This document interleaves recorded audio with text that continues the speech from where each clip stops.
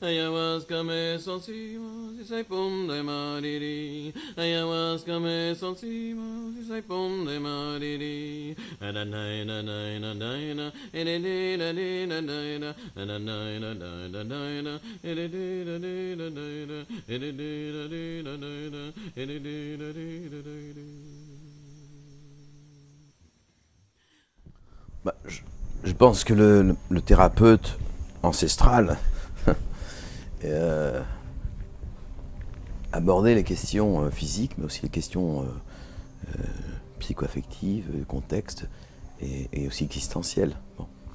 Donc, en étudiant la médecine traditionnelle comme médecin, pour moi, c'est simplement récupérer, disons, des dimensions qui ont été oubliées, mais qui existent avant.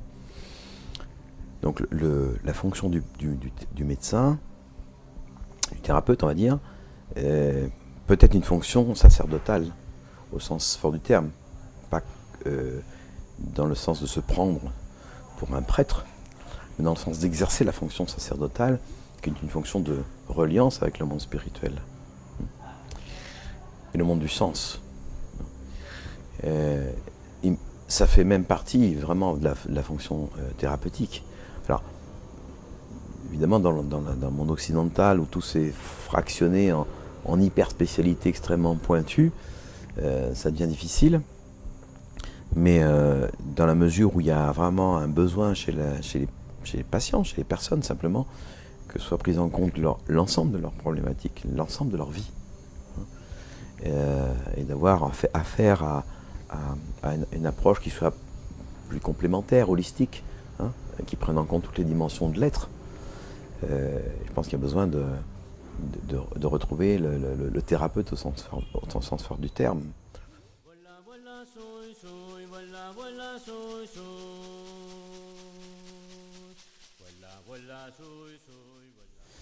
Bon, moi j'aime pas trop le médecin chaman parce que je pense que je suis pas chaman, prête à confusion, surtout dans l'utilisation qui en est faite actuellement. Disons, un médecin qui a étudié la médecine traditionnelle et qui les pratique en plus, donc fonction de guérisseur si on veut.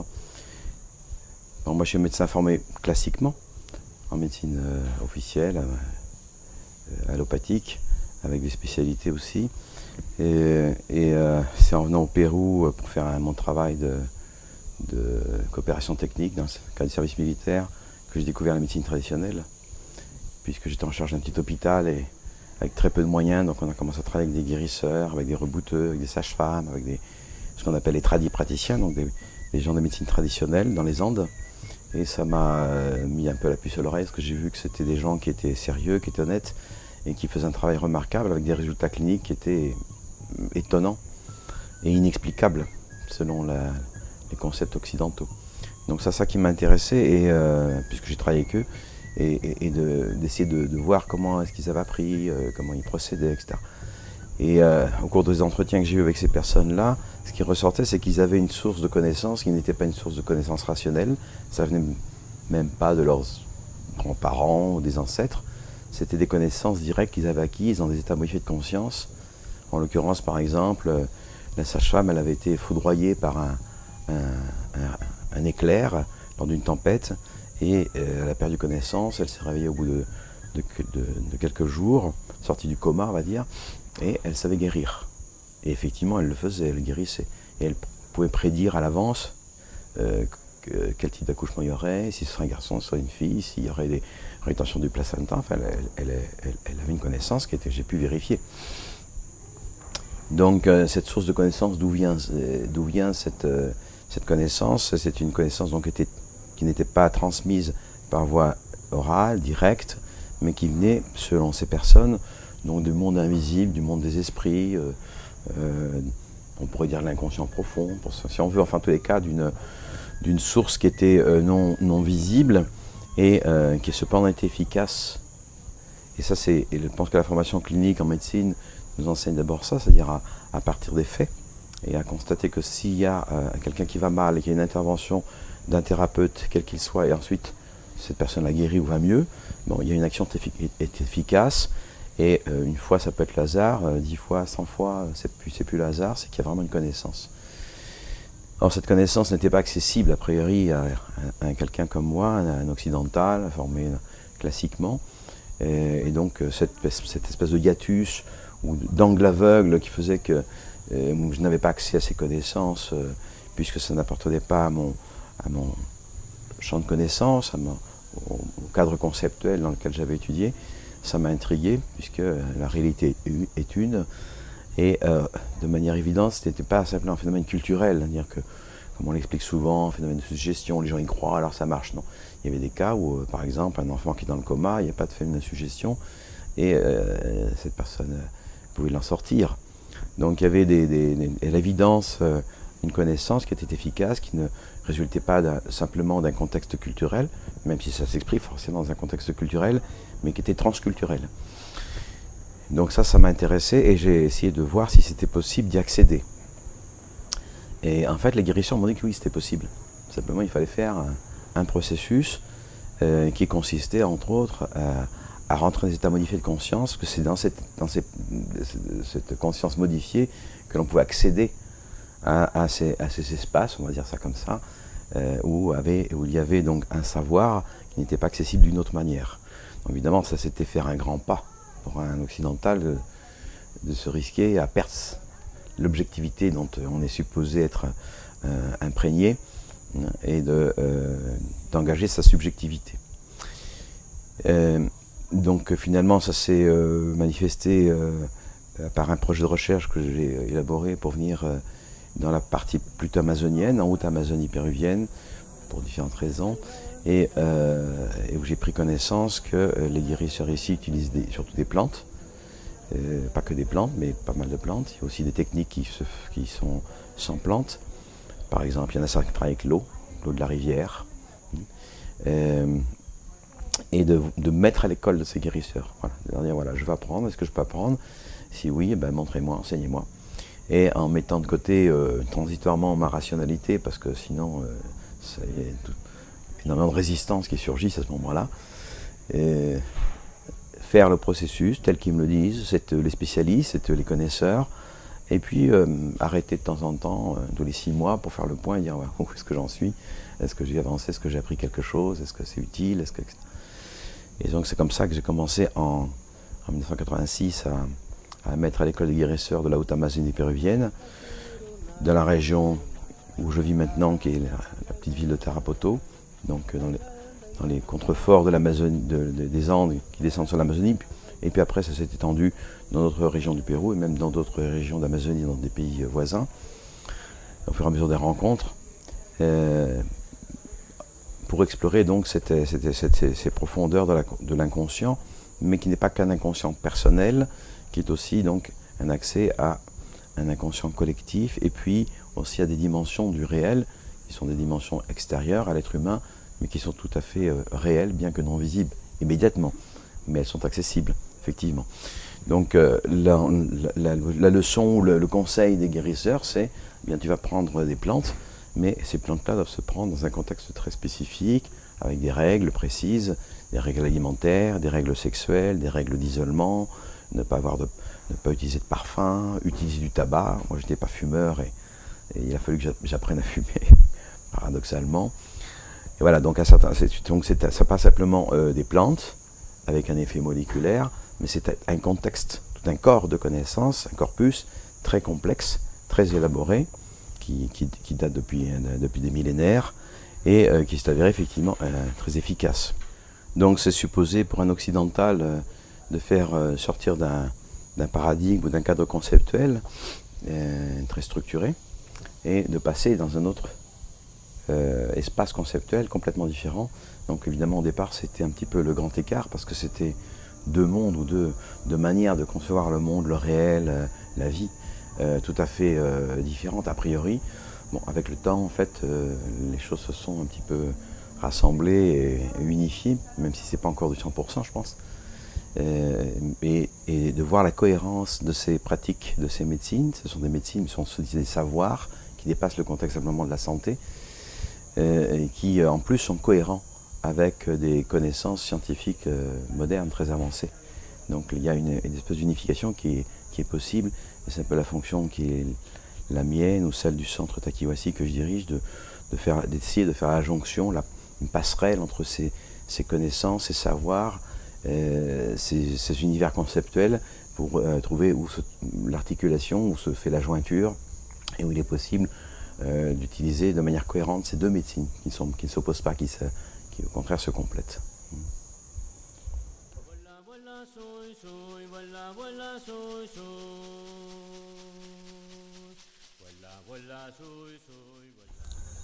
Donc très vite les expériences initiales m'ont amené à découvrir que oui, il était possible pour un occidental d'accéder à ces savoirs, à la condition de respecter un certain nombre de règles, et que ces savoirs, entre autres choses, possédaient une expérience, une expertise, on va dire, extrêmement fine sur les états modifiés de la conscience. Alors, il se trouve que cette région où je vis est une région qui était à l'époque, dans les années 90, la première zone de production de feuilles de coca et des dérivés de la feuille de coca, de la cocaïne. Et donc le problème de l'addiction est un problème de dépendance, un problème qui était présent dans la région, puis évidemment présent au niveau mondial. Et curieusement, donc dans la même région où se produisait, on utilisait la coca pour la médecine, pour des soins. Les guérisseurs l'utilisent parce que c'est une plante médicinale avant tout. Dans la même région, on utilise aussi la coca pour induisant finalement des toxicomanies, des maladies, des pathologies. Donc la même plante utilisée de manière différente, dans un cas servait à guérir et dans l'autre cas à empoisonner. Ce qui fait que les usages se révélaient comme étant la source fondamentale des résultats positifs ou négatifs, et qu'il fallait sortir de la projection très occidentale sur les objets. La coca c'est toxique, ce qui est une formulation qui est impropre au niveau scientifique, puisque la toxicité ne s'attache pas à l'objet, mais s'attache aux usages qui en sont faits, dans quelles conditions, dans quelle dose, par quelle voie d'ingestion, avec quel sujet, quel type de personne, etc. Et donc il fallait aller voir ce qui se passait derrière, c'est-à-dire dans les usages. Et dans cet regard-là, il ne s'agit pas simplement d'une question pharmacologique, c'est-à-dire à savoir des doses ou des quantités ou des modes de préparation qui sont évidemment aussi un facteur, mais il s'agit d'un maniement énergétique. Alors bon, voilà. Donc on introduit le mot énergétique, ce qui est complexe parce que ça recouvre beaucoup de choses, mais on se trouve fréquemment, quand on va aborder les médecines traditionnelles, face à des événements, à des concepts qui n'ont pas leur correspondance dans la langue occidentale. Donc on est amené à utiliser des néologismes ou des à peu près, ou s'approprier des mots dans différents espaces, et qui sont donc pas tout à fait exacts et précis, mais enfin qui permettent là encore de faire la traduction. Donc le concept que le corps n'est pas simplement un corps physique, corps moléculaire, mais aussi un corps énergétique. Ça c'est déjà plus facile à comprendre puisque maintenant on peut le filmer, on peut le photographier, on peut le visualiser, donc c'est plus de l'ordre de la supposition. Et on sait que nous sommes un corps aussi énergétique, il suffit de se mettre les doigts dans la prise et on peut le constater assez vite. Mais en plus de ça, il y a aussi une autre dimension qui est le corps spirituel, donc ce qui est encore plus complexe à percevoir pour un occidental, bien que dans la tradition occidentale judéo-gréco-chrétienne, c'est un concept qui est tout à fait présent. Dans la modernité, il a été évacué, il a été oublié, et considéré comme inexistant, comme une croyance, une légende. Donc les guérisseurs peuvent agir sur le corps physique, comme le fait la médecine occidentale, mais aussi sur le corps énergétique. Et ça peut se voir, ça peut s'observer cliniquement, donc c'est pas simplement une vue de l'esprit. Et puis aussi sur le corps spirituel, c'est-à-dire sur ce qui touche au sens des choses, au sens de la vie, et qui est aussi inscrit dans notre corps, dans notre incarnation. Et ça, c'est une chose aussi qui peut s'observer cliniquement. Donc c'est une médecine qui est extrêmement complexe et qui embrasse beaucoup plus que la médecine occidentale. Ce qui fait qu'un certain nombre de problématiques non résolues, qui ne peuvent pas se résoudre simplement sur le plan organique, physique, comme le fait la médecine occidentale, trouvent leur réponse à un niveau plus subtil qu'est le niveau énergétique, c'est-à-dire le niveau atomique. La médecine occidentale s'intéresse au niveau moléculaire, point. Bon. La médecine énergétique touche déjà à quelque chose qui est de l'ordre atomique. On est dans un niveau submoléculaire. Hein. C'est par exemple ce qui se passe en homéopathie, en acupuncture, qui sont utilisés beaucoup en Occident, mais non reconnus officiellement, parce que ça casse le paradigme classique. Mais il y a aussi un autre niveau qui est un niveau subatomique ou quantique, hein, et où ont lieu les phénomènes de la conscience. C'est aussi à ce niveau-là qu'intervient le guérisseur ou le chaman, comme on dit maintenant, hein, pour agir sur la conscience, la modifier, l'amplifier, la corriger, etc. Donc il y a 3 niveaux, de plus en plus profonds, de plus en plus élevés, comme on veut, et qui travaillent de manière simultanée. Alors qu'est-ce qui permet de passer d'un niveau à un autre? C'est essentiellement le contexte rituel. Le contexte rituel permet de solliciter par exemple une plante à une structure moléculaire, physique, bon ça je pense que tout le monde est d'accord, mais aussi une structure énergétique. Donc on peut le photographier avec le système Kirlian ou le système GDV, on peut mettre en évidence ces choses-là. Il y a un corps énergétique de la plante, mais il y a aussi un corps spirituel. Alors ça c'est plus visible que pour l'instant, on ne peut pas le mettre en évidence de manière scientifique directement. Peut-être par les études épidémiologiques et par des études d'évaluation, comme on essaie de le faire ici, mais qui peut être visualisé à travers les états modifiés de conscience. Et donc à ce niveau subatomique. Donc, la médecine, le rituel va permettre de solliciter en quelque sorte la plante non seulement au niveau moléculaire, mais au niveau énergétique et au niveau spirituel. C'est-à-dire que chaque plante est dotée d'un corps physique, d'un corps énergétique et d'un corps spirituel. Et le rituel est une technologie du sacré, c'est extrêmement rigoureux et précis, c'est pas simplement, comme souvent on le pense en Occident, créer un contexte sympathique, de relaxation, mettre une ambiance. Non, c'est une technologie très spécifique, très rigoureuse, et qui suit les lois du symbolisme universel. Donc il faut connaître ces lois-là, ce qui est très complexe. Alors là encore, la tradition occidentale connaissait ces choses-là. Mais à partir on va dire du XVIe siècle, où la Renaissance, on commence à rentrer dans une pensée rationnelle ou rationaliste plus exactement, parce que ça ne s'oppose pas à la raison, mais si ça s'oppose à la rationalité, au rationalisme, c'est-à-dire à une tendance hégémonique de la pensée rationnelle qui voudrait tout couvrir. Or, il y a des choses qui échappent à la pensée rationnelle occidentale classique, c'est-à-dire pensée linéaire, causaliste, qui est un paradigme qui fonctionne pour un certain nombre de choses, mais qui ne fonctionne pas à ces niveaux-là. Donc il faut ouvrir le paradigme à d'autres dimensions qui sont transrationnelles, pas irrationnelles, transrationnelles. C'est-à-dire qu'elles ont elles ont une logique, elles ont une cohérence, mais qui n'est pas la logique et la cohérence du monde moléculaire. Donc ce sont des logiques différentes, qui ne se contredisent pas, mais sont des niveaux différents. Bon. Donc il faut placer les choses au bon niveau, et le rituel permet de faire cela, c'est-à-dire de solliciter en quelque sorte la plante au niveau de son corps physique, au niveau de son corps énergétique, au niveau de son corps spirituel. C'est-à-dire qu'en fait, la cosmovision d'un Indien, mais qui n'est pas spécifique, et là c'est pas un phénomène culturel, maintenant je peux le dire comme ça, c'est un phénomène universel, on le retrouve dans toutes les traditions. Il n'y a que la tradition, il n'y a que la modernité qui a supprimé ça, c'est-à-dire que c'est le seul espace dans toute l'histoire de l'univers, le seul espace qui a décidé que ça n'existait pas, par un espèce d'arbitraire réducteur, c'est la société occidentale, dont on voit les conséquences, puisque c'est par exemple, au problème de toxicomanie, eh bien il y a une inefficacité absolument, j'allais dire spectaculaire, des médecines occidentales pour traiter la toxicomanie. Les résultats sont d'une médiocrité dont on a honte et dont les chiffres ne sont même pas publiés. On fait des rapports d'activité, mais on attend de voir les résultats à long terme du traitement des toxicomanes. Donc c'est très mauvais comme résultat, parce que ça ne touche pas simplement le problème physique, c'est-à-dire une intoxication avec des substances, mais ça touche la question émotionnelle, psychologique, donc une dimension énergétique, encore une fois, et ça touche aussi la question du sens de la vie, du sacré, donc une dimension spirituelle. Donc, le problème de la toxicomanie, voilà une pathologie, une manifestation qui est une perturbation physique, psychique, psychoaffective et spirituelle. Donc si on travaille qu'au niveau physique, bon, on fait une désintoxication, ça résout le problème et j'en rechute. Parce que la racine du problème n'est pas simplement dans des substances, dans des problèmes, des blessures affectives, émotionnelles, psychologiques, et dans des questions plus profondes encore, qui sont celles du sens de la vie. Pourquoi je suis là, qu'est-ce que je fais, pourquoi je souffre, qu'est-ce que j'ai hérité de mes parents, etc.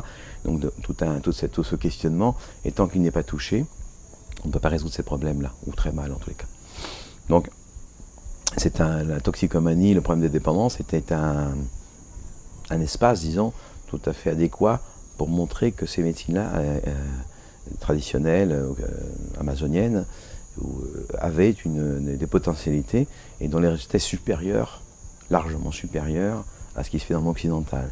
Donc l'idée était de créer des faits, puisque la science s'intéresse aux faits, de montrer factuellement qu'effectivement c'est possible de traiter les toxicomanes avec de meilleurs résultats que dans un processus classique conventionnel occidental. Donc voilà, créer des faits, parce que ça c'est incontournable, ou alors on est de mauvaise foi. Et ce, dans une région précisément qui est une région où il y avait la production de drogue, donc des gens qui consommaient. Donc le centre Takiwasi est un centre qui se propose de démontrer, un centre pilote,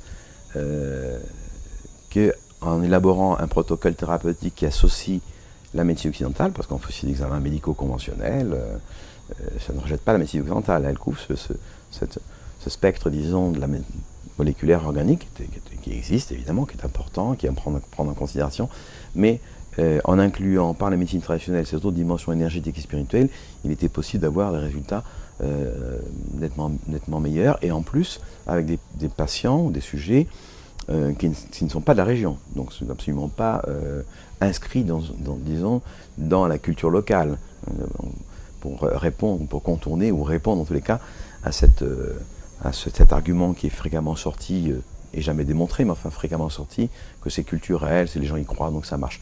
Donc ici, il y a des patients qui viennent d'Europe, d'Amérique, d'Australie, et qui donc sont tout à fait ignorants des concepts de la médecine traditionnelle et de la cosmovision locale. Ça marche absolument pareil, de la même façon.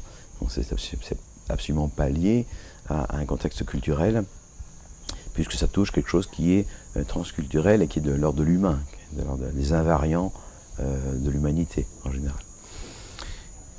Donc ce centre vise à ça, et ça fait maintenant 23 ans qu'on reçoit des patients toxicomanes. Et puis, autour de ce noyau principal de notre activité, un certain nombre de personnes non toxicomanes, ou en tous les cas dont ce n'était pas la problématique essentielle, ont souhaité aussi avoir des soins, répondre à des questions, à des problématiques psychologiques, affectives, ou des questions existentielles et spirituelles. Le sens de la vie, qu'est-ce que je fais dans ma vie, quelle est ma vocation, bon. Et donc un certain nombre de personnes se sont présentées, c'est devenu tellement important qu'on est amené à créer des espaces spécifiques pour ces personnes-là, qu'on appelle des séminaires, ou qu'on appelle des diètes. Les diètes, c'est un concept amazonien, pas simplement une diète alimentaire, mais c'est une utilisation des plantes dans un contexte qui comprend entre autres une diète alimentaire, mais ça il y a aussi d'autres aspects, pour que ces personnes-là puissent expérimenter, vivre un processus et découvrir ou répondre à un certain nombre de questions sur leurs problématiques psychologiques, affectives et spirituelles, pas simplement organiques, et non liées à des problèmes de toxicomanie spécifiques. Voilà, donc peu à peu, ça s'est amplifié, ça s'est élargi par la demande qui s'est faite, et autour de ça, tout ce qui s'est greffé, des projets de recherche, beaucoup de stagiaires qui viennent ici de différentes universités, de différentes disciplines, la psychologie, la botanique. Voilà, ça a pris corps parce que c'est une source d'exploration, c'est une médecine traditionnelle qui est considérable et qui est encore, dont on est juste en train de découvrir le b.a.-ba pour l'instant.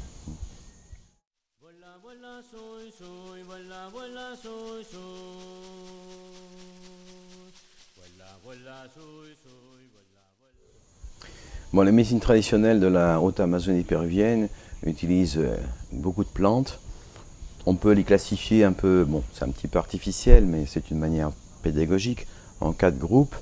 Donc les plantes qui sont des plantes d'abord de purification, de purgation, de nettoyage, plantes purgatives, c'est-à-dire des plantes émétiques, elles font vomir, elles provoquent de la diarrhée, des sueurs, Ces plantes donc sont désintoxicantes, on va dire.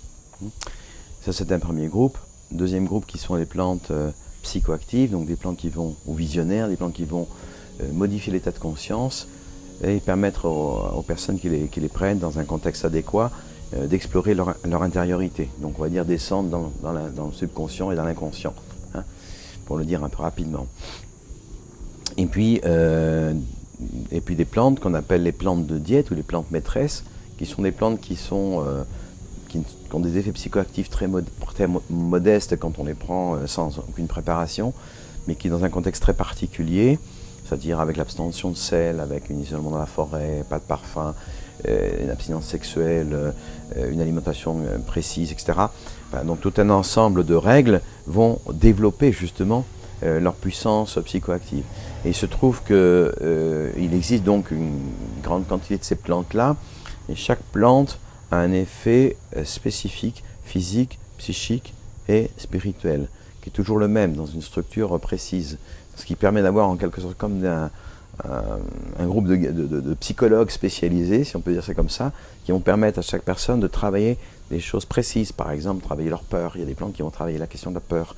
Il y a des plantes qui vont permettre de travailler la question du manque d'enracinement dans la vie, pour des gens qui ont tendance un petit peu à être dans les nuages, ou au contraire, des gens qui sont trop dans la matière, qui ont du mal à porter leur regard un petit peu au-delà sur des questions de sens de vie. Il y a des plantes pour ça. Des gens qui sont trop rigides, ça va les assouplir. Des gens qui sont trop flexibles et amorphes, ça va au contraire les structurer. Voilà, donc il y a vraiment toute une... Et c'est une découverte extraordinaire, ça, des médecines traditionnelles, parce que c'était presque impensable pour un occidental que des plantes puissent avoir un effet psychothérapeutique, hein, par elles-mêmes. Hein. Ça, c'est une chose absolument sidérante, à chaque fois qu'on peut observer ces mécanismes-là, comment ça fonctionne. Puis il y a un quatrième groupe de plantes qui sont les plantes qu'on appelle ici plantes de contention. Ce sont des plantes qu'on prend au jour le jour pour différentes problématiques, depuis les plus physiques jusqu'aux problèmes les plus spirituels, si on veut, mais qui se prennent à petite dose, hein, dans une durée assez longue.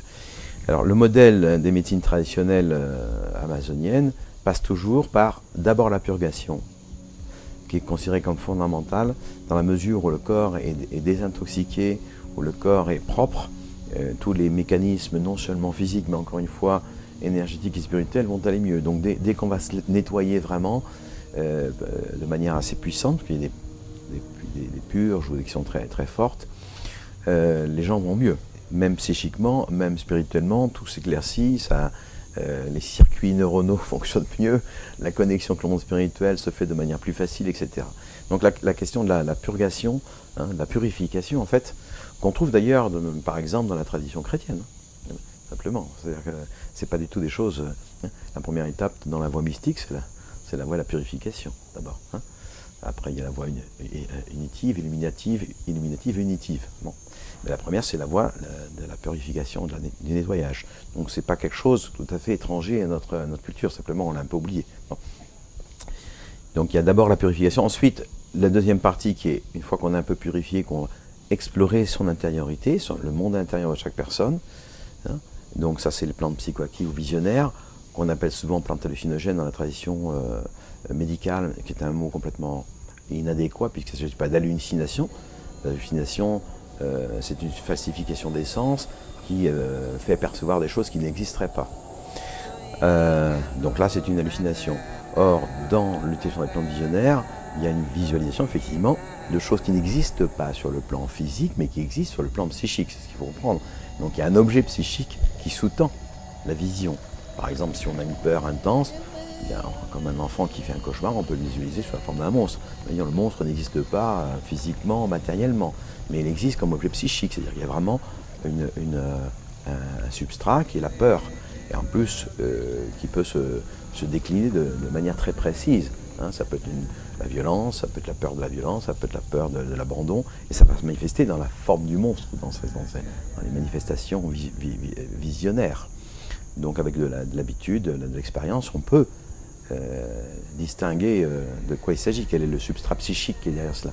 Donc il y a une cohérence, ce n'est pas une vision sans aucune connexion, sans aucun sens, il y a toujours un sens derrière. Et puis il y a pu y avoir ensuite des visions d'ordre spirituel. Donc là ça fait partie de l'expérience mystique, c'est-à-dire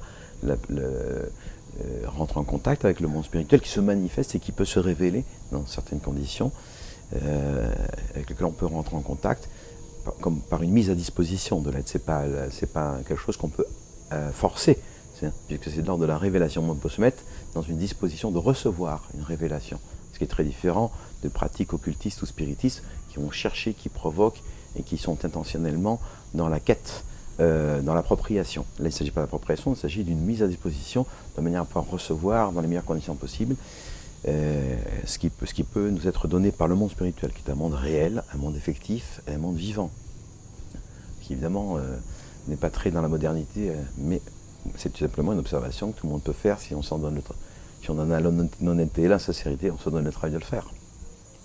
Donc c'est vérifiable. Et puis il y a donc ce processus d'abord purification, exploration, visualisation du monde invisible, aussi bien intérieur, inconscient, subconscient, etc., qu'extérieur. La création qui est habitée non seulement d'êtres physiques que tout le monde connaît, les arbres, les oiseaux, la nature, les astres, etc., mais toutes ces entités-là, tous ces objets, la nature, tous ces individus de la nature ont aussi une dimension spirituelle qu'on peut visualiser, avec laquelle on peut rentrer en contact. Donc une intelligence et une conscience qui habitent tout l'univers, et l'enseignement de la médecine traditionnelle, c'est ce monde de la création, monde invisible qui sous-tend la création, et le monde des esprits lui-même qui en va enseigner aux guérisseurs. C'est quelque chose qui casse tout à fait les schémas qui sont des schémas occidentaux. C'est pas un savoir par accumulation, c'est pas un savoir livresque, oral, c'est un savoir de révélation individuelle puis collective, et qui est très spécifique pour chaque personne. Chaque guérisseur aura son propre information, son propre révélation, art, il va lui révéler ce qu'il peut faire, ce qu'il ne peut pas faire, comment il doit le faire. Donc c'est très très précis, très spécifique. Et donc ce processus-là est le processus qui est utilisé par les Indiens pour l'initiation. On s'initie, en particulier l'adolescence, il y a différentes phases initiatiques, selon les tribus, selon les groupes ethniques, mais en gros, disons qu'il y avait toujours, en tous les cas, des rites de passage au moment de l'adolescence ou de la puberté, pour passer de l'état de l'enfance à la vie adulte, puisque l'adolescence est une création moderne occidentale qui n'existe pas dans les traditions ancestrales. Donc il y avait un rite de passage, et dans ces rites de passage, une confrontation de l'enfant, du jeune, aux limites extrêmes de sa vie, c'est-à-dire la mort physique et la folie. Voilà. Quand on touche ces limites-là, quand on vit des expériences initiatiques où on touche ces deux extrêmes, la mort physique, la mort psychique, on va dire, ou la mort spirituelle, là on est au cœur des choses, on va directement à l'essentiel. Hein. Qu'est-ce que je fais là, qui je suis, qu'est-ce qui me sert de support. Et donc ça amène à des vécus extrêmement intenses où la vie prend sens, parce que du coup là, il y a une révélation du monde spirituel qui se fait. Et après ces expériences-là, l'enfant, le pubère, rentrait dans la vie adulte en connaissant sa vocation, ce à quoi il était appelé. Hein, alors est-ce que ce serait un artisan, est-ce que ce serait un chasseur, est-ce que ce serait un guérisseur, est-ce que ce serait, etc. S'identifier dans la communauté humaine, c'est-à-dire un homme ou une femme. Hein, j'appartiens au groupe des hommes, j'appartiens au groupe des femmes. Voilà. Donc se situer socialement, se situer par rapport à soi-même, se situer par rapport à la création, au divin. Donc c'est un passage de sacralité qui a été évacué dans la société occidentale. Ces rites de passage ont été supprimés, n'existent plus. Donc un jeune adolescent de la société occidentale doit se débrouiller tout seul, s'auto-initier comme il peut. Alors, ce sera par internet, ce sera avec fumant un joint, ce sera voilà, il fait ce qu'il peut avec les copains, etc. Donc souvent mal et souvent évidemment mal guidé, sans contrôle, sans personne devant ou à côté pour le soutenir. Donc ça peut se passer très mal. Donc la toxicomanie, en gros, c'est un phénomène tout à fait occidental. Ça n'existe pas dans une société traditionnelle. Aucune société traditionnelle ne connaît la toxicomanie, sauf depuis le contact avec les Occidentaux. Mais avant l'arrivée des Occidentaux, il n'y a pas de phénomène massif de toxicomanie. C'est décrit dans aucune littérature anthropologique. Les anthropologues, les ethnologues, les premiers conquistadores, ceux qui sont venus ici, ne décrivent absolument pas, que ce soit en Amérique du Sud ou ailleurs, de phénomènes collectifs comme ça, de dépendance et d'addiction, comme on les trouve, alors qu'ils connaissaient très bien l'existence de substances, ils connaissaient l'alcool, ils connaissaient...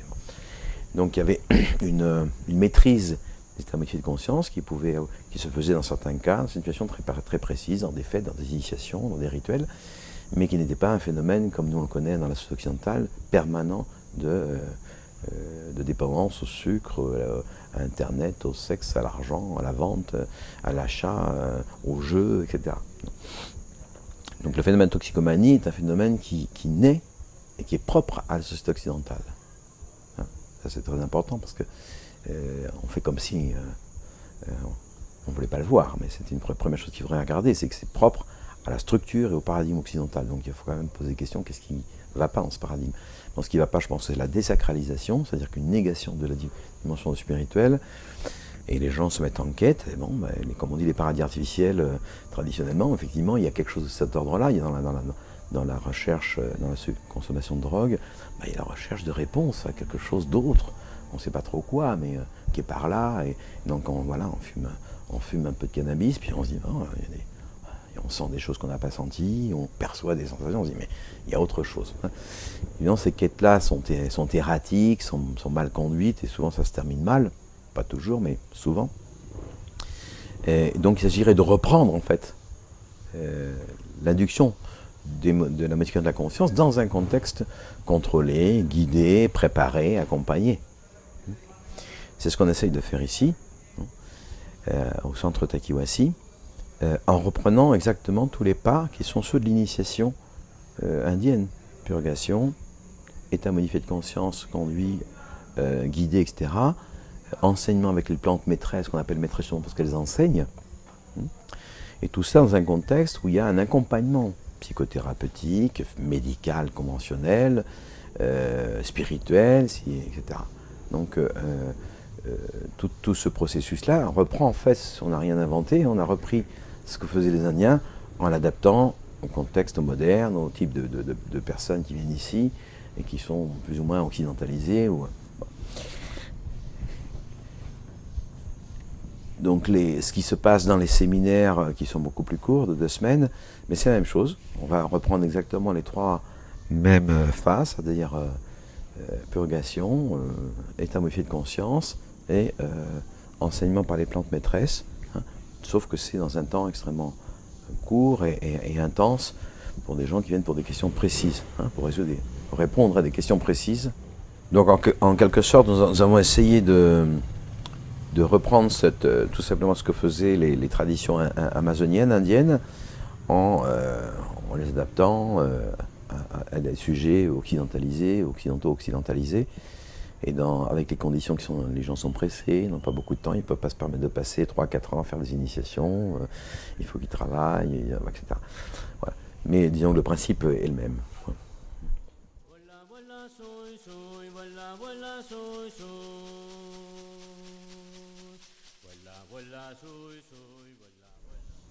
Moi, je pense que les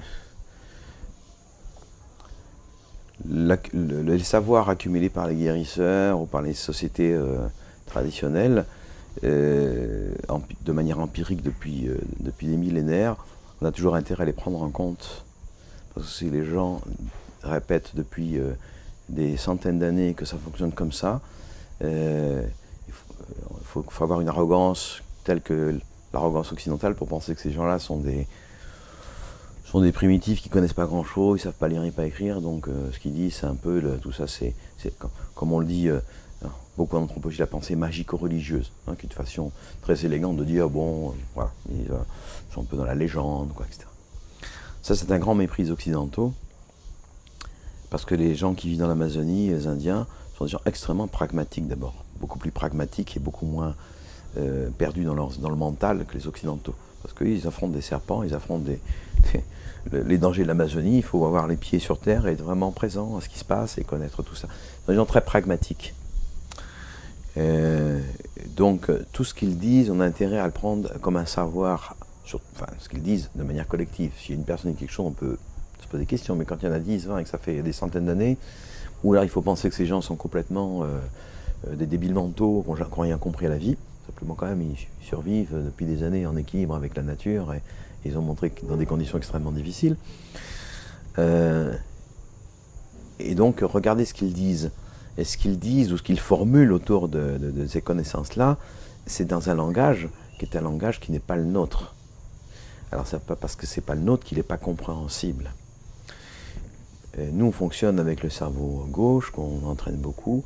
On parle en catégories, en sous-catégories, on analyse, on catégorise, on systématise, on classifie. Ça, c'est la pensée, c'est les fonctions du cerveau gauche qu'on développe beaucoup dans l'éducation occidentale. Au détriment du cerveau droit, c'est-à-dire les fonctions intuitives, de perception directe, affective, symbolique, métaphorique, donc qui s'expriment dans un langage qui est un langage autre, qui est un langage poétique, métaphorique, symbolique. Hein, donc ce sont les paraboles, ce sont les contes, ce sont les légendes, ce sont les images. Ce langage-là n'est pas un langage moins précis que le langage occidental. C'est parce que nous, on ne le connaît pas qu'on pense ça, parce que pour nous, c'est un petit peu flou, on n'a pas beaucoup de repères là-dedans, donc mais c'est extrêmement précis. Donc il faut pouvoir faire la traduction. Par exemple, les Indiens utilisent des inhibiteurs de monamine oxydase dans des plantes depuis au moins 3-4 000 ans. C'est-à-dire qu'ils connaissent cette famille pharmacologique, qui sont des antidépresseurs, et les utilisent depuis des milliers d'années. Nous, les Occidentaux, on connaît ça depuis 60 ans. Simplement, eux, ils ne vont pas dire inhibiteur de monamine oxydase. C'est pas comme, leur langage n'est pas un langage chimique, moléculaire. Ils vont parler des effets sous forme imagée. Mais l'image n'est pas moins précise, ce sont des images très précises. Et ils le démontrent puisqu'ils, dans les faits, ils le connaissent. Et dans les faits, ça fonctionne. Et maintenant, on peut même le démontrer, pour la nécessité occidentale, de démontrer que, bah oui, effectivement, ce sont vraiment des antidépresseurs.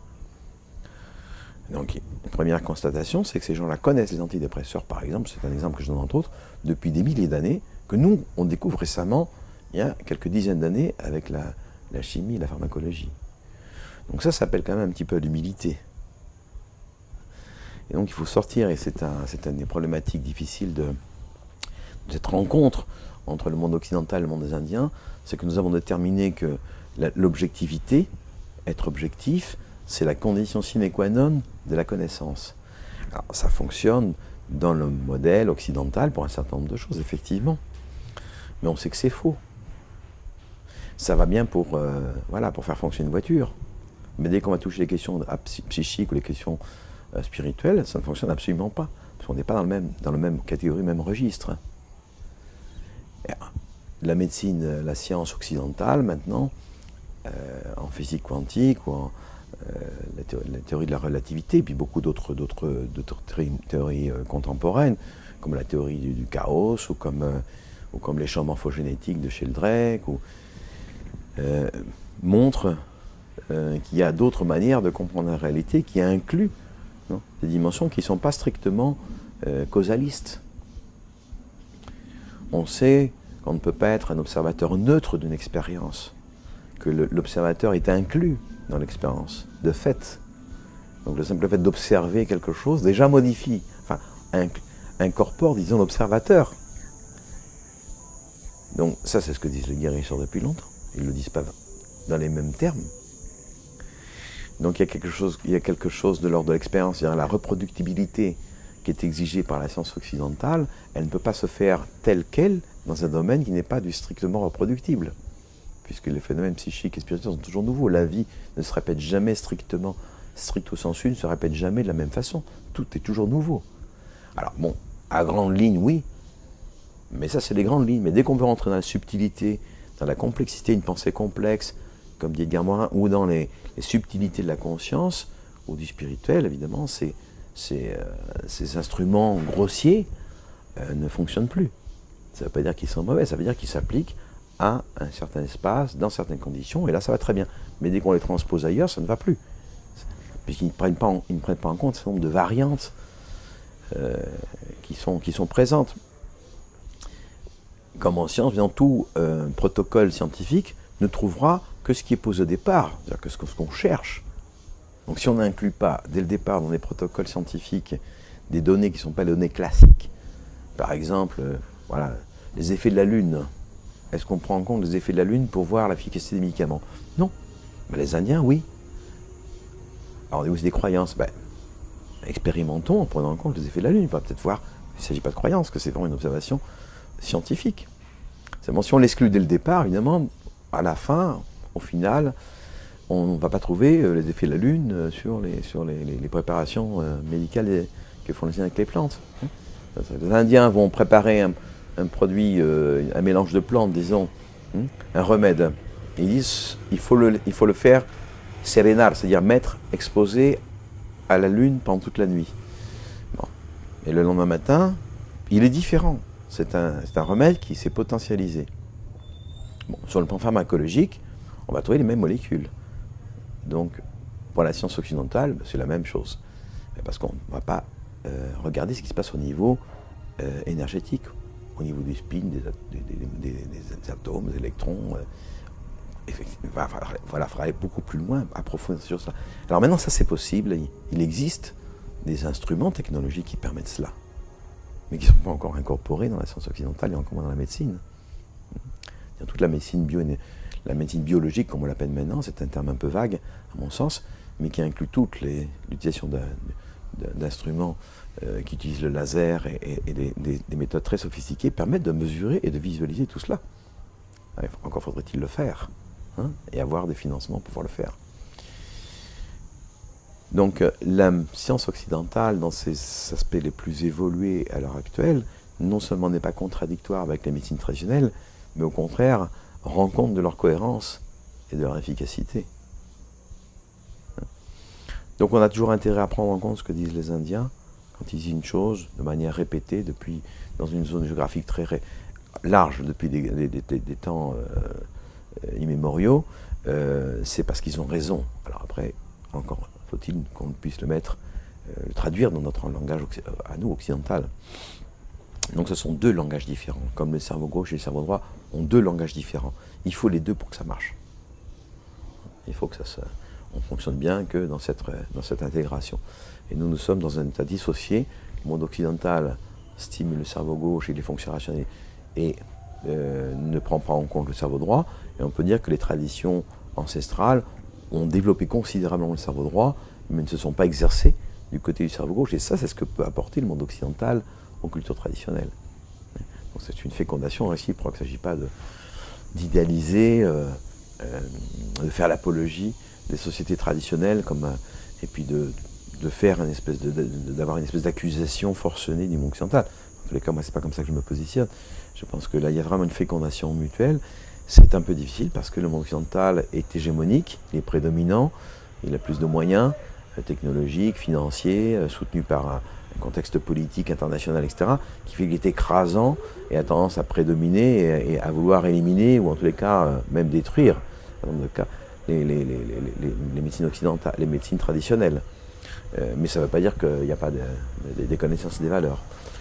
Donc, sur des sujets comme la toxicomanie, par exemple, ce qu'on essaie de faire, montrer que dans un endroit où la médecine occidentale est complètement inefficiente, il y a bien d'autres secteurs qu'on pourrait étudier. Toutes les questions de médecine pathologie dégénérative, du cancer, des maladies auto-immunes, où la médecine occidentale est aussi à peu près d'une inefficacité redoutable. Les pathologies mentales en général, les médecines traditionnelles sont d'un apport considérable. Ils ont une connaissance extraordinaire.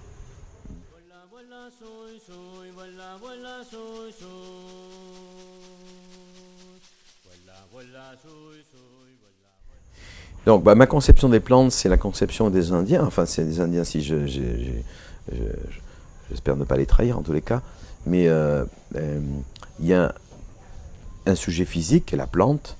Il y a un sujet énergétique qui est aussi lié à l'individu qui est la plante. Et il y a un être spirituel. L'être spirituel des plantes n'est pas individuel. C'est-à-dire qu'il est collectif. Donc chaque plan d'une plante spécifique n'a pas un esprit propre. C'est l'esprit collectif de la plante. Pour les animaux, c'est la même chose. À la différence des humains, où il y a un esprit individuel, qui est aussi, après, qui a des dimensions aussi collectives. Nous sommes liés à l'humanité. Mais nous avons un esprit propre. Hein. Donc c'est une question de différenciation. Donc depuis le minéral jusqu'à l'humain, il y a une différenciation qui va augmentant, hein, et qui est plus diffuse dans l'esprit des minéraux, moins dans celle des végétaux, encore moins dans celle des animaux, et puis plus réduite dans celle des humains, hein, sans parler du monde spirituel où c'est encore bien plus spécifique. Mais donc il y a des questions de différenciation. Mais nous avons une communauté structurelle avec toute la création, hein. Donc c'est pour ça que des plantes qui ont un esprit, les plantes très puissantes, enfin celles qui sont considérées comme étant celles qui sont les plantes maîtresses, comme on les appelle, hein, psychoactives, comme l'ayahuasca, comme le peyote, comme l'iboga, etc., ont une communauté structurelle pharmacologique avec l'être humain. Donc les neuromédiateurs du cerveau sont extrêmement proches, similaires, que les principes actifs des plantes visionnaires, plantes psychoactives ou plantes sacrées.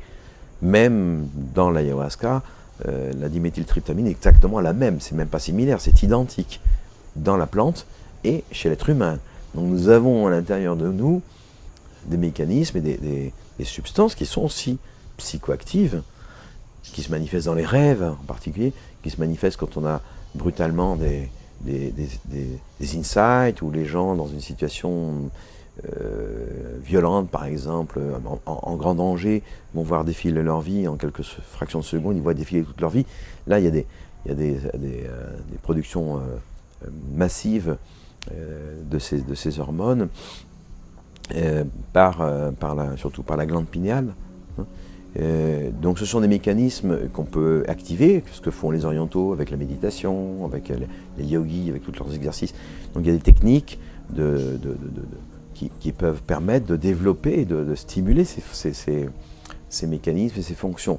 Alors, vraiment, en occidental, on les a un peu mis de côté. Non seulement ça, mais il y a même une certaine censure, une certaine répression. Parce que bon, si un enfant dit qu'il a vu passer un fantôme, là, on va lui dire, bon, il est traumatisé, il y a quelque chose qui ne va pas. On ne va pas considérer que ça peut être une réalité. Hein. Donc il va y avoir une répression sur ces choses-là, et la personne va avoir tendance à le censurer et finalement à l'oublier, quoi.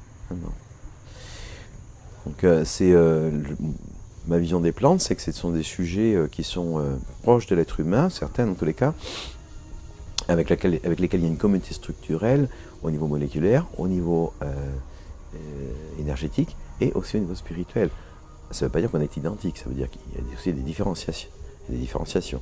Mais nous ne sommes pas étrangers à la création. Nous sommes dans la création, nous sommes partie de la création, nous sommes interpénétrés de toutes parts par la création.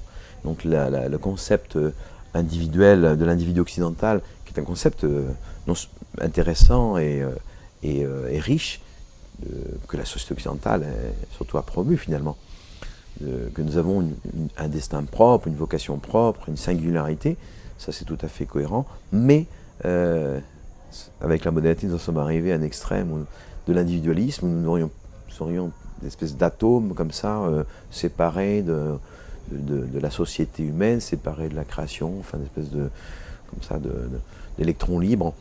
Ce qui est complètement faux. Enfin, quand dans l'expérience clinique montre que c'est complètement...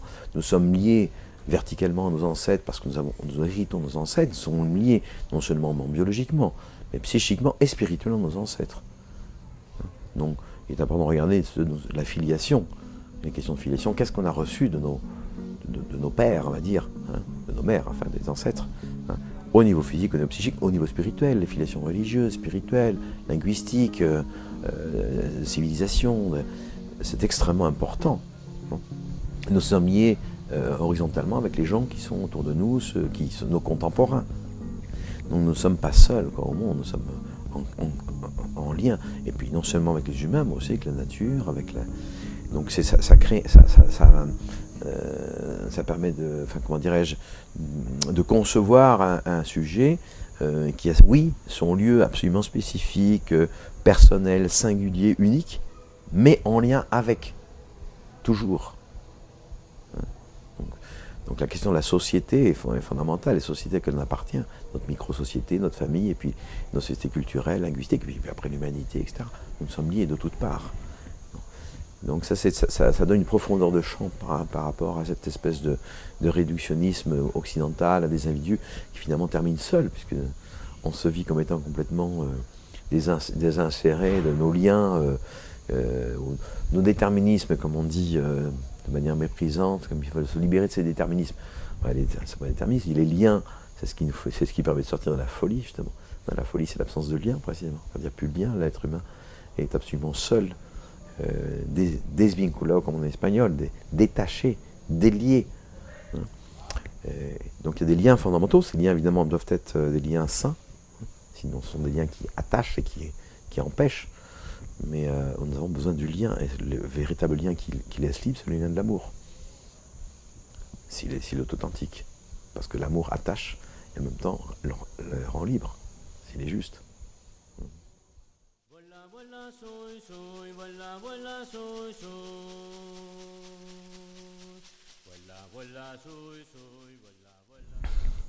L'ayahuasca est une préparation centrale dans toute l'Amazonie, de manière depuis très longtemps, et dans un espace géographique très vaste. Et pour les Occidentaux, il y a une espèce de fascination pour l'ayahuasca, parce que c'est une plante visionnaire très puissante. Or, le sujet occidental est très attaché au regard, à la vision. Nous sommes très liés aux écrans de télévision, aux écrans de cinéma, à l'image. Nous sommes dans un monde de l'image. Et donc tout ce qui va concerner l'image nous fascine, quoi. Mais il est important aussi de rappeler que pour les Indiens, pour les groupes ethniques, l'ayahuasca s'inscrit toujours dans un complexe beaucoup plus vaste qui inclut d'autres plantes, d'autres approches, d'autres techniques.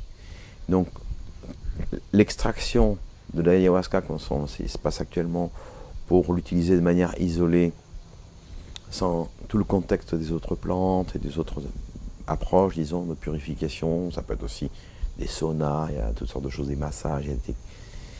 Donc, ensuite du corpus qui va avec, c'est-à-dire toute la partie rituelle. Comme tout à l'heure, la partie rituelle est fondamentale, c'est ce qui va permettre d'exacerber ou de potentialiser, on va dire, les puissances, les potentialités physiques, moléculaires, mais atomiques, subatomiques, donc psychiques et spirituelles. Or, ce que fait l'occidental, qui a toujours cette tendance à réduire les choses à l'objet, c'est de prendre l'ayahuasca, et voilà. Après, ce que font les Indiens, ça c'est leur culture, c'est pas important, c'est leur croyance. Mais nous, occidentaux, nous n'avons pas besoin de tout ce décorum, nous n'avons pas besoin de tout ça. On fait ça à notre sauce, on sait que c'est des molécules qui travaillent dans le cerveau, point. C'est une erreur fondamentale. C'est un tel mépris des Indiens et de leur expérience. Et on pense qu'on va faire mieux, plus intelligent. Bon, tout le phénomène de l'addiction qui a commencé dans les années 60, et avec les proclamations de Timothy Leary aux États-Unis sur les campus, ce sont des gens des Américains de Harvard qui viennent au Pérou, en Équateur, qui prennent des plantes avec des Indiens, qui découvrent tout d'un coup, se déchirent le voile et découvrent cet univers intérieur, cet univers extérieur, ces autres dimensions de la réalité, qui les fascinent, à juste titre, puisque c'est effectivement tout d'un coup une ouverture extraordinaire. Et ils rentrent aux États-Unis et ils ont là le réflexe occidental malheureux, évidemment, mais ça c'est l'arrogance occidentale de dire bon, ce qui compte en fait, c'est ce qui se passe dans le cerveau, c'est les molécules, parce qu'évidemment les champs du guérisseur, tout ça, les parfums, tout ça, ça fait partie de la culture, on n'a pas besoin de tout ça, nous, n'est-ce pas? On sait que c'est moléculaire. Ce faisant, ça a lancé cette espèce de vague extraordinaire, terrible, de la consommation des drogues dans les années 60. Maintenant, on se retrouve à une autre époque, disons 50 ans après, on se répète le phénomène mais à un autre niveau, c'est-à-dire l'ayahuasca, donc on se réclame d'un chamanisme, de médecine traditionnelle amazonienne ou autre, tout en extrayant du coup l'ayahuasca, mais sans la connaissance spirituelle, rituelle qui accompagne tout cela, tout le corpus de connaissances qui fait que ça peut être guérisseur, ça peut être ou pas. Alors le danger ici est moins comme avec les substances précédentes de la drogue avec une destruction physique extrêmement grave, etc. Le danger est surtout spirituel. Et c'est d'autant plus dangereux parce que c'est plus subtil d'une certaine façon. Hein. Et donc il y a une explosion actuellement de l'utilisation de l'ayahuasca partout dans le monde. Probablement, à mon avis, je sais pas, je dirais 90% pour mettre un chiffre quelconque, mais enfin, avec un dévoiement gravissime de ces usages. Parce que pour pouvoir maîtriser ce qui se passe au niveau de la conscience, c'est d'une subtilité, d'une finesse qui est extraordinaire. C'est très complexe. Ça demande beaucoup de temps. Donc, il ne viendra à l'idée de personne de dire je suis allé à l'hôpital, j'ai fait un petit stage d'1 mois, et maintenant je peux faire la neurochirurgie, quoi. Hein, voilà. Un grand écart, on disait non. Là, t'en es au béaba, tu ne peux pas prétendre. Eh bien, c'est un peu ça. On fait 2 ou 3, 4 sessions d'ayahuasca, ou 10 même. Et puis voilà, on donne de l'ayahuasca, donc on fait la neurochirurgie sur la conscience, en n'ayant aucune idée de ce qui est en jeu. Et ça, c'est un désastre, à mon avis, parce que c'est un instrument effectivement très puissant de guérison, mais mal utilisé, c'est un instrument aussi très puissant de perturbation, de distorsion, de folie même, éventuellement. Donc je pense que c'est très dangereux dans ce sens-là. Non pas parce que c'est dangereux sur le plan physique, c'est assez peu dangereux sur l'ayahuasca sur le plan physique. Il faut vraiment y mettre de la bonne volonté pour que les gens, sauf des cas extrêmes, de grandes déficiences physiques, de grandes pathologies psychiques. Mais je vois des gens qui ont une insuffisance cardiaque avancée ou un diabète décompensé avec insuffisance rénale, c'est pas le genre il n'y a pas beaucoup de candidats à aller prendre l'ayahuasca. Donc c'est pas tellement ça le danger, d'ailleurs il y a peu finalement par rapport à la quantité de personnes qui consomment de l'ayahuasca, il y a peu de problèmes physiques, il y en a quelques-uns quand même. Le problème il est moins à ce niveau-là que le problème de distorsion de la perception du réel et de la perception de ce que c'est que le sens de la vie et du monde spirituel. Donc toutes les traditions spirituelles ont prévu et connaissent de nombreux pièges dans le cheminement spirituel. Il y a des traditions, c'est pour ça qu'il y a, dans les traditions, qu'elles soient occidentales, orientales, il y a un maître qui guide, il y a des épreuves, il y a des pas initiatiques, ça prend beaucoup de temps, ça prend des années, c'est exigeant, c'est rigoureux, etc. Enfin bon, c'est pas n'importe quoi. Et ça, quelles que soient les traditions. Or, nous avons encore une fois, comme occidentaux, toujours pressés avec nos structures justement toxicomaniaques, tout de suite et très vite. On passe du fast-food au fast-trip. Donc le voyage vite fait, bien fait, pour avoir... Donc il va y avoir forcément des effets, puisque ce sont des plantes effectivement qui sont puissantes, mais les usages étant inadéquats très souvent, les phénomènes de révélation ne peuvent pas être intégrés, non, et les gens rentrent dans une fascination. Si on se trouve face à des puissances psychiques ou des puissances spirituelles qui sont considérables et qu'on n'est pas préparé, on reste collé, on reste fasciné. Et donc ça, il y a des phénomènes d'aliénation possibles. Donc cette force de ce que Jung appelait, Carl Gustav Jung appelait le lumineux, enfin, donc d'une capacité de terreur et de fascination à la fois. Donc l'ayahuasca est une substance ou un mélange qui va permettre ici les gens l'appellent la purge, parce que d'abord c'est un effet de purification aussi, purgation. Mais de se purifier pas simplement au niveau physique, mais de se purifier au niveau psychique. Donc on peut effectivement avec cette plante-là toucher en soi des sentiments, des pensées négatives, la colère, de la haine, de la jalousie, de la tristesse, etc. Et vraiment en prendre conscience dans cet état modifié que suscite l'ayahuasca et le vomir, l'éliminer, ou le réparer, ou le pardonner. Donc ça permet vraiment des guérisons importantes dans cette descente dans l'univers intérieur. Et après, dans une deuxième ou troisième plutôt, physique, psychique et spirituel aussi, prendre contact, comme j'ai dit tout à l'heure, avec ce monde spirituel, c'est-à-dire s'ouvrir à la dimension spirituelle, qui ne peut pas être forcée, puisque c'est une dimension transcendante, mais laquelle on peut se mettre à disposition, comme quand dans des traditions spirituelles, on va jeûner par exemple, ou on se met en état de méditation dans une grotte, comme font les bouddhistes, etc., où on se met à disposition, on se met en état de réceptivité pour recevoir ce que le monde spirituel voudra bien nous donner, puisque c'est un monde intelligent, agissant. Voilà. On n'est pas face à des énergies vagues et diffuses, on est face à des êtres spirituels. Ce qui casse aussi beaucoup les schémas. Donc, et être enseigné par cette dimension-là. Mais dans ce contact avec le monde spirituel,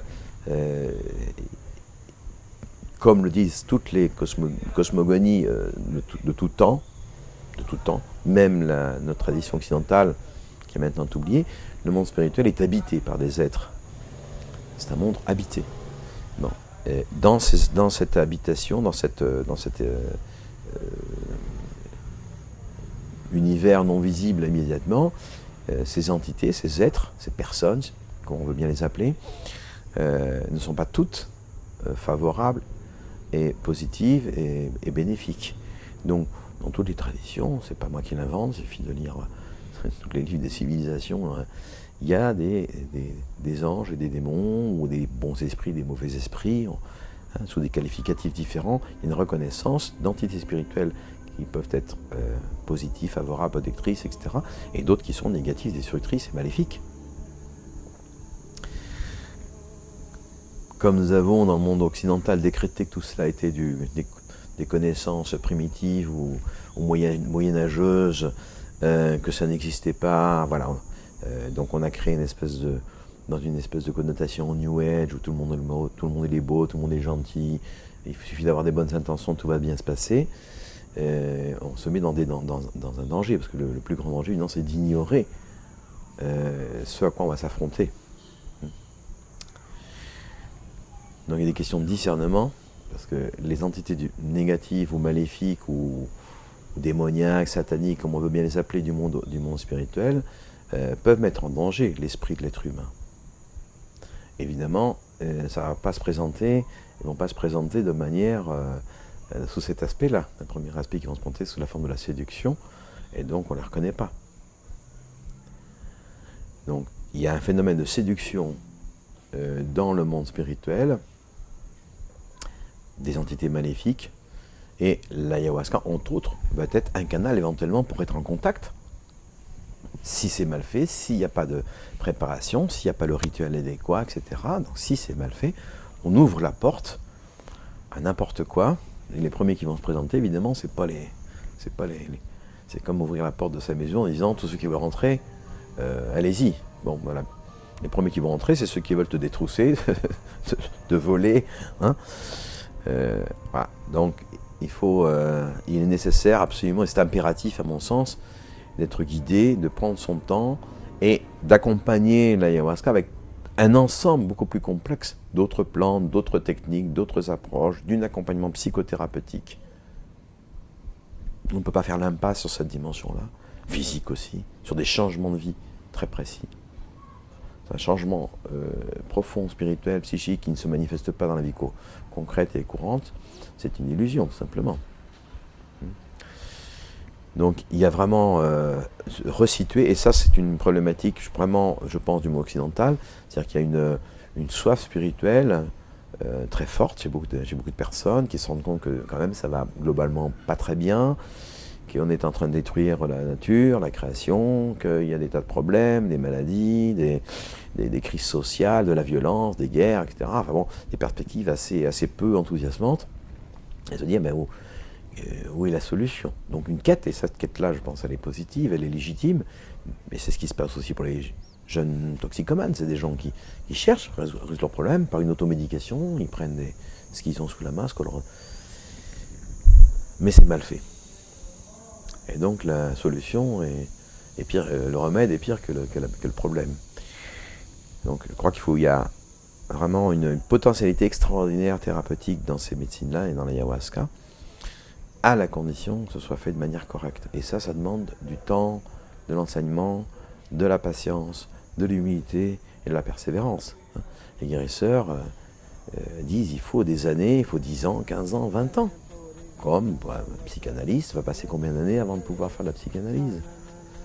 Ou combien de neurochirurgien passera combien de temps à étudier avant d'opérer? C'est tout simplement, c'est du simple bon sens. Mais il y a cette fantaisie, puisque c'est très facile de préparer l'ayahuasca, c'est pas très compliqué, c'est comme une recette de cuisine si on veut. Bon, a priori, parce qu'après il y a d'autres dimensions. Quand on prépare l'ayahuasca, c'est pas vraiment cuire des plantes, etc. C'est pas seulement moléculaire, il y a des questions énergétiques. Donc les guérisseurs font pas ça n'importe comment, c'est accompagné aussi de techniques, de rituels, de chants, etc. qui ont leur rôle essentiel. Donc il y a cette mise à l'écart de la dimension rituelle, spirituelle, de tout ce corpus d'enseignement pour extraire l'ayahuasca et s'en servir comme d'un produit de plus sur le marché, le grand marché du spirituel, à mon avis, est dangereuse. Donc il faudrait pouvoir laisser la porte ouverte, mais avec un minimum de régulation et de contrôle. Ni interdire, ça ne sert à rien, et ça ne fonctionne pas, d'autant plus que c'est une médecine extraordinaire, ni permettre que tout cela soit utilisé de manière tellement chaotique à l'heure actuelle, quoi.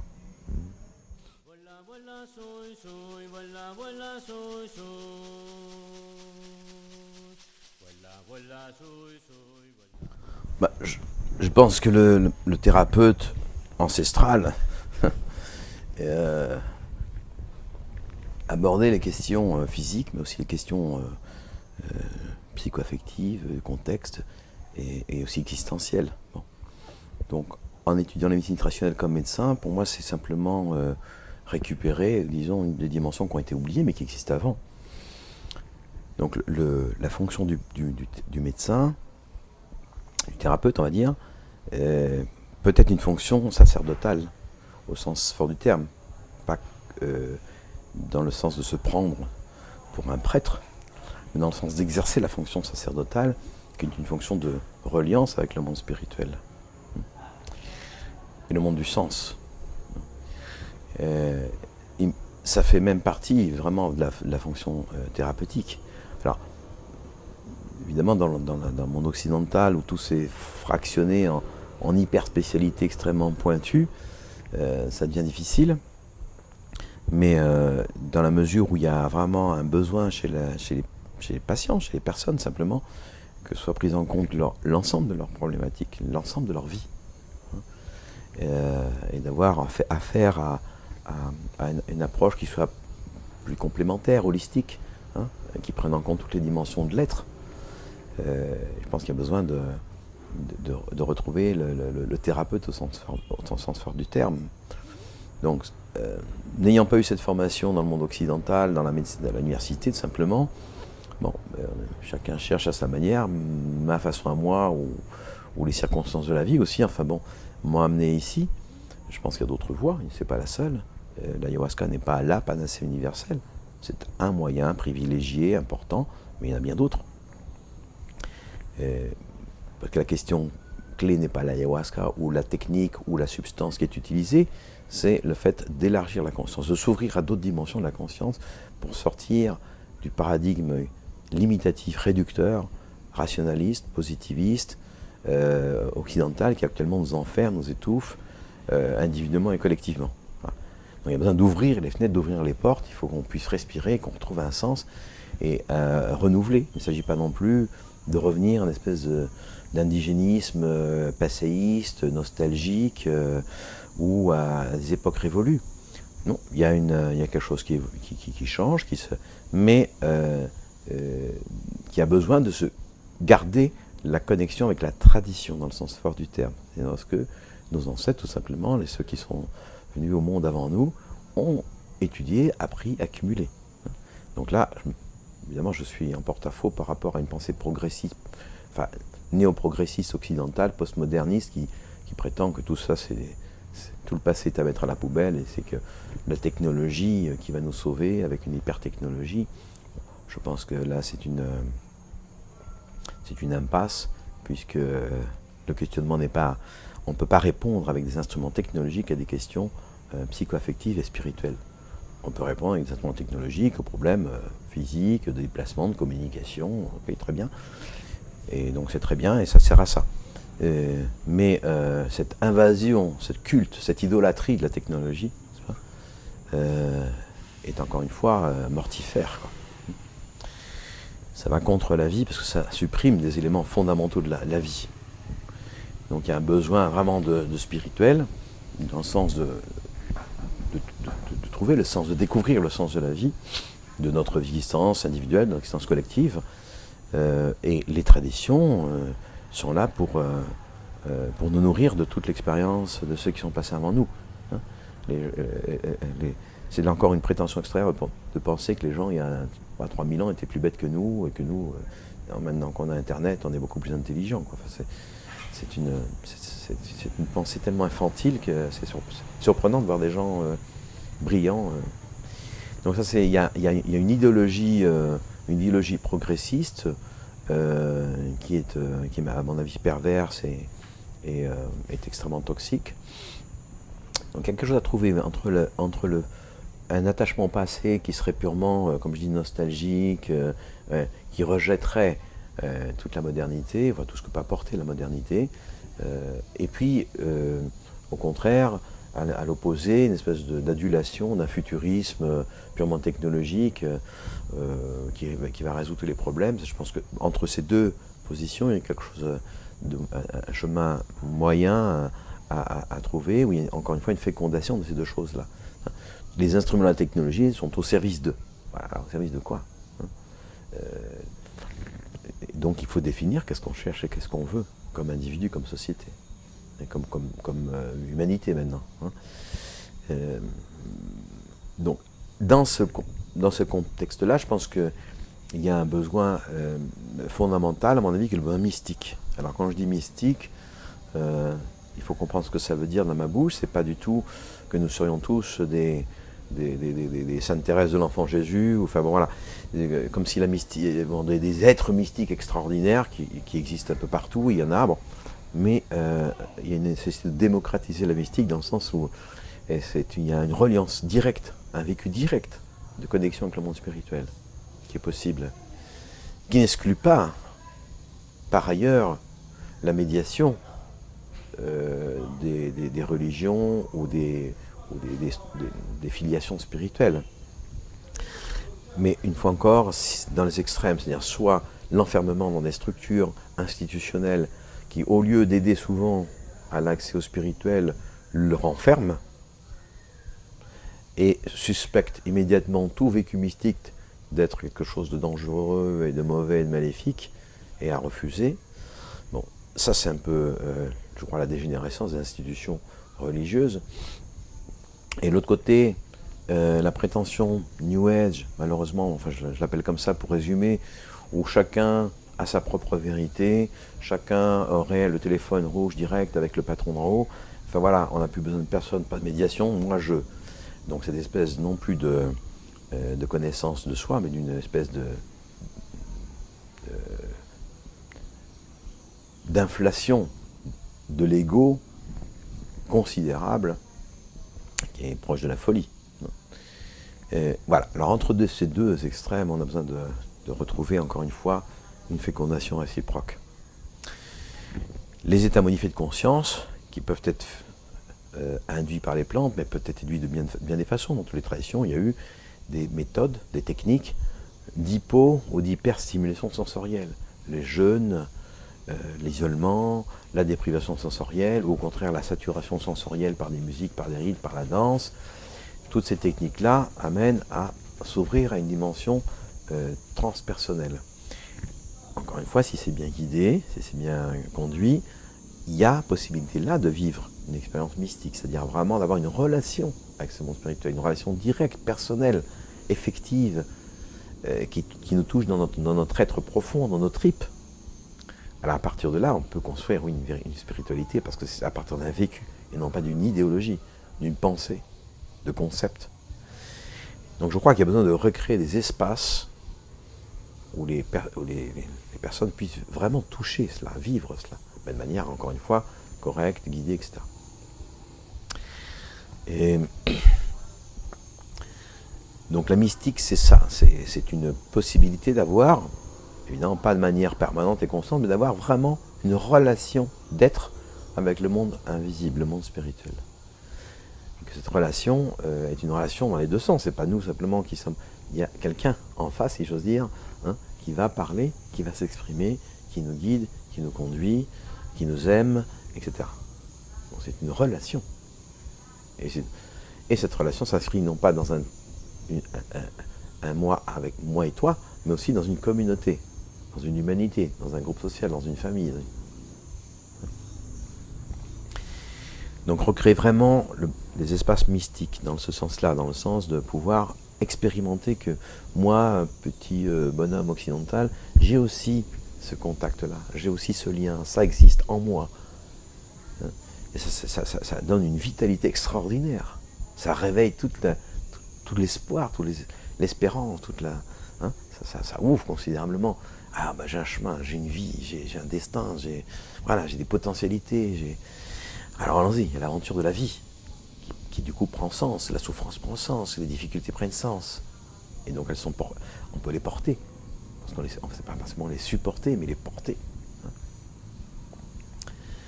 Et après, à partir ou avec cette expérience personnelle, intime, unique, singulière, l'inscrire dans un contexte social, dans une collectivité. C'est là qu'interviennent les religions ou les filiations spirituelles qui ont mis en place depuis des millénaires, hein, avec l'expérience, des médiations.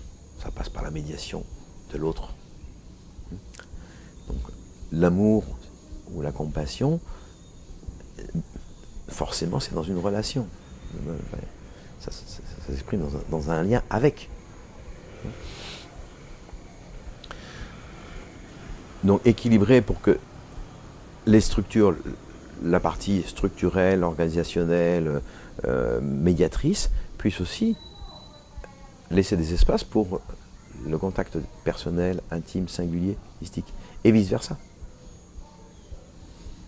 Donc il y a cette tendance à rejeter l'institutionnalité, hein, les églises, etc. Bon, c'est du passé, ça doit détruire. Ça ouvre la porte à des auto-explorations non guidées, avec une explosion actuellement de gourous de toutes sortes, de toutes les couleurs et de tout poil, qui ont tous leur vérité, qui ont tous... Donc est-ce qu'il y a une vérité? Et s'il y en a une, elle est une. Donc, il ne peut pas y avoir des vérités, chacun n'a pas sa vérité, chacun peut avoir son propre chemin pour aller vers la vérité, c'est possible. Mais il n'y a pas des vérités. Je modèle la vérité à ma façon, dans un monde de fous, à ce moment-là, puisque chacun va faire simplement ce qui lui passe par l'esprit, par la tête ou par les tripes, et se livrer à ses passions, Donc il y a toujours cette tension, hein, chez l'être humain entre ces extrêmes, et il faut trouver ce chemin moyen. C'est ma façon de le voir. Dans ce sens-là, les médecines traditionnelles nous apportent quelque chose d'extraordinaire, qui est la reconnexion avec notre corps, avec l'incarnation. Que le monde spirituel n'est pas quelque chose d'évanescent, qui flotte dans un espace intersidéral. C'est là, aujourd'hui, dans des choses simples, dans des choses immédiates, dans la relation à l'autre. Et ça, c'est quelque chose qui a été énormément perdu dans la tradition occidentale, judéo, griégo, etc., chrétienne, qui a eu tendance à s'adapter ou à se modeler plus ou moins avec la pensée occidentale, moderne, et donc se rationaliser, se mentaliser, au point de se transformer parfois simplement en une espèce d'idéologie religieuse, ou de guide de bonne conduite, il faut faire ci, il ne faut pas faire ça, voilà. Donc il y a quelque chose de l'ordre de la redécouverte vraiment du vécu intime, et je pense que l'ayahuasca, entre autres, avec tout le corpus qui est un des moyens, est une des passerelles qui permet aux personnes de vivre cela, de recontacter cela. Hein. Et à partir de là, après cheminer. Il ne s'agit pas non plus de prendre l'ayahuasca tout le temps et de manière constante. Après, il faut intégrer ces expériences. Donc, instrument important, instrument fondamental, véhicule extraordinaire, oui, à condition que ce soit bien fait. Et après, intégrer, appliquer. Je dis, ma façon de dire, c'est que l'ayahuasca, c'est comme un écriteau qui dit, pour toi, le chemin, c'est par là. Puis après, c'est à toi de cheminer. Ça va pas faire le travail, ça ne fait pas le travail à ta place. Donc après, il faut incarner les choses dans le quotidien, où on est, dans sa vie, quel que soit l'endroit, quelle que soit la profession, etc. Mettre en place les choses. Sinon, ça reste simplement, encore une fois, voilà, aller au cinéma, voir un beau film, on a vu des tas de belles choses, etc. Puis après, quoi. Donc je crois qu'il y a quand même quelque chose de l'ordre de la clinique, de l'efficacité clinique, c'est peut-être ma partie médecin qui parle, de voir vraiment à quoi ça conduit, vraiment ce que ça change la vie. Est-ce que ça nous change vraiment? Est-ce que ça nous permet de nous rapprocher de nous-mêmes? Et d'avoir dans le quotidien vraiment quelque chose qui se renouvelle, qui s'enrichit, qui nous revitalise.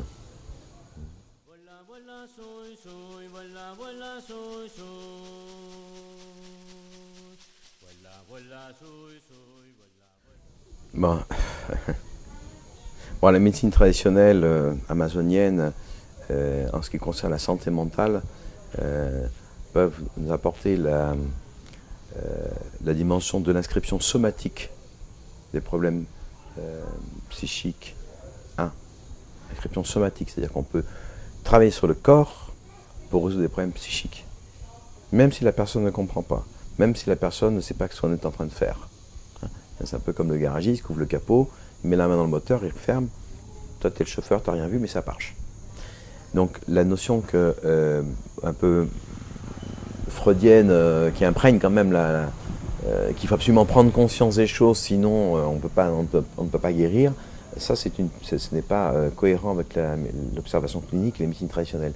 C'est-à-dire que le thérapeute peut intervenir, de par la communauté structurelle, peut intervenir chez le sujet qui accepte et qui s'ouvre à ça, pour aller réparer, si j'ose dire, des parties de lui-même qui sont abîmées, sans que le sujet lui-même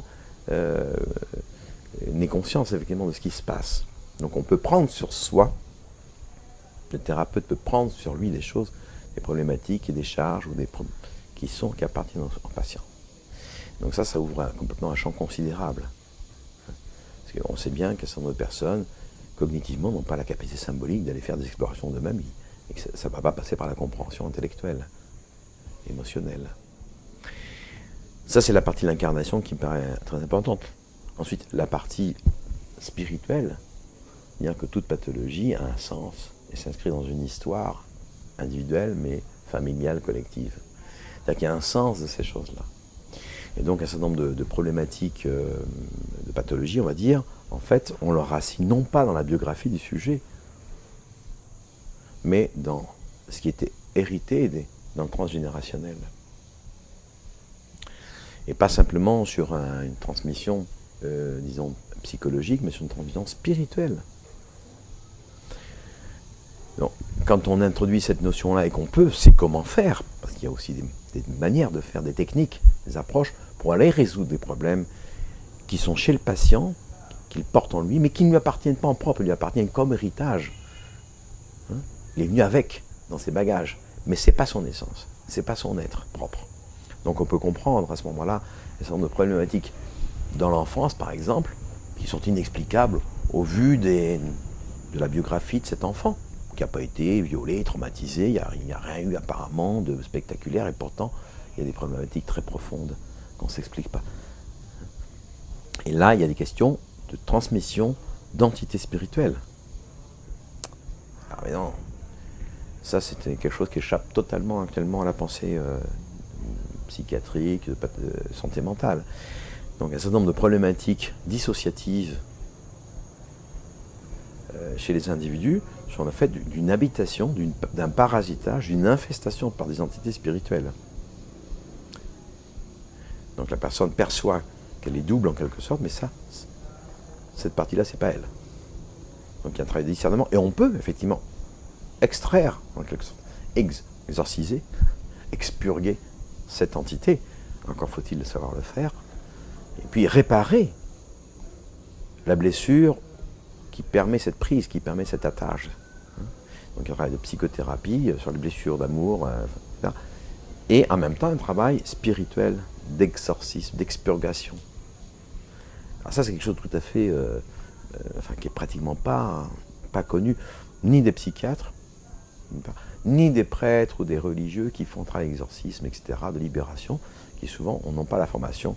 Donc là encore une fois, il y a une passerelle à faire, il faut sortir des cloisonnements pour que des deux côtés, les spécialistes des deux côtés puissent trouver un dialogue. Et ça, on peut le faire et on peut le démontrer, c'est ce qu'on essaie de faire ici, dans la pratique clinique, que ça fonctionne et que ça marche. Ça peut s'expérimenter. Hein. Donc, c'est sortir du cloisonnement. Les problèmes psychologiques sont des problèmes uniquement psychiques, relationnels, affectifs. Oui, bien sûr, tout ça existe, c'est évident, mais il y a aussi un soubassement corporel, somatique et une transcendance, si j'ose dire, hein, qui est d'ordre spirituel. Donc, s'ouvrir à ces deux dimensions. Ça, c'est quelque chose que peuvent nous apporter les médecines traditionnelles par leur expertise dans ces domaines-là. Et ouvrir au fait que les états modifiés de conscience permettent justement de sortir de cette frange, de ce spectre du psy, on va dire, pour s'ouvrir à d'autres dimensions spirituelles et somatiques profondes. Ils ont une grande expérience, une grande maîtrise de ces choses-là, mais bon, ça demande beaucoup de temps pour l'apprendre, ça demande de la patience. Ouais.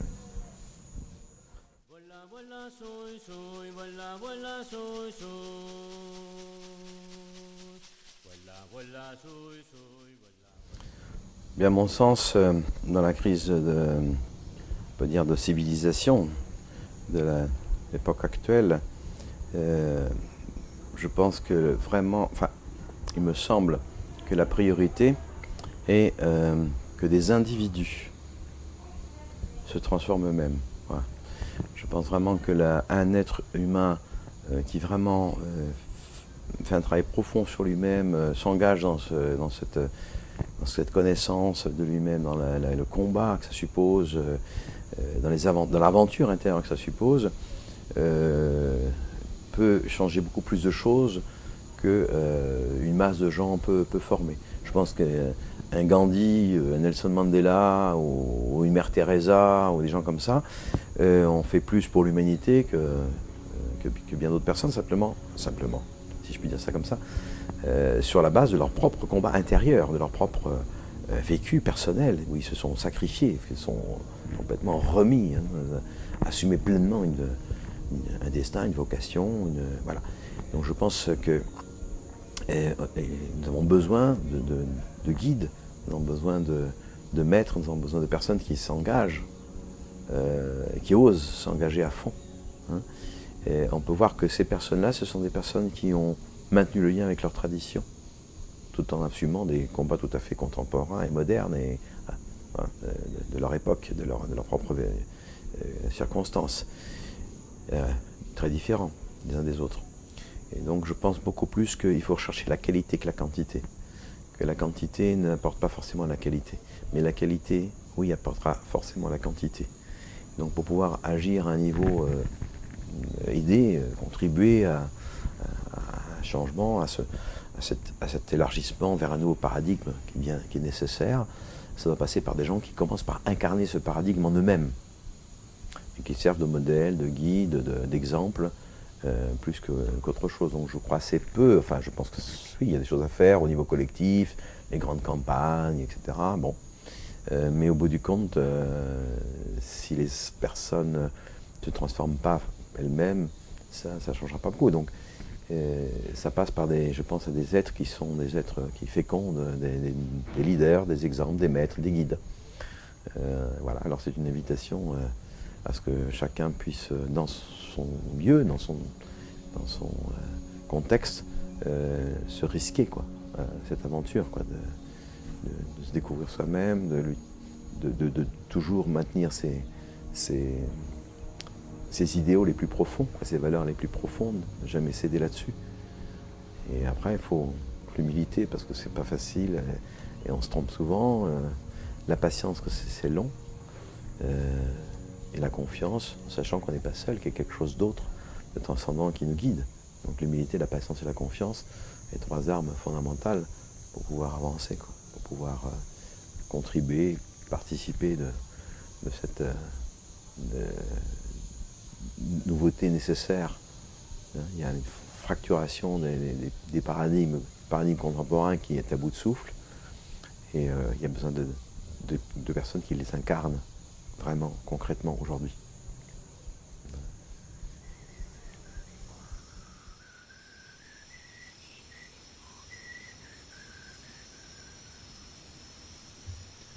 Je me suis promené dans les tréfonds et j'y ai trouvé l'âme humaine. Je me suis promené dans les tréfonds et j'y ai trouvé l'âme humaine.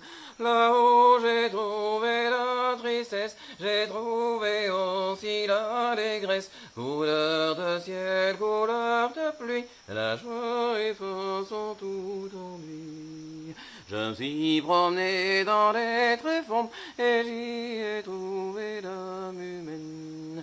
Je me suis promené dans les tréfonds et j'y ai trouvé l'âme humaine.